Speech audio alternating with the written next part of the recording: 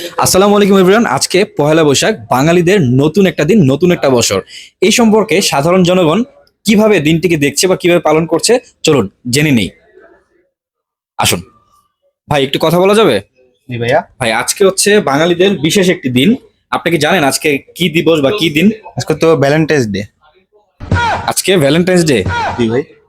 তাহলে 14ই ফেব্রুয়ারি কি ভাই? ওটাও ভ্যালেন্টাইন্স ডে। ওটাও ভ্যালেন্টাইন্স ডে। আর 26শে মার্চ? ওটাও ভ্যালেন্টাইন্স ডে। 26শে মার্চও ভ্যালেন্টাইন্স ডে। আচ্ছা, 21শে ফেব্রুয়ারি? ওটাও ভাই ভ্যালেন্টাইন্স ডে। ওটাও ভ্যালেন্টাইন্স ডে।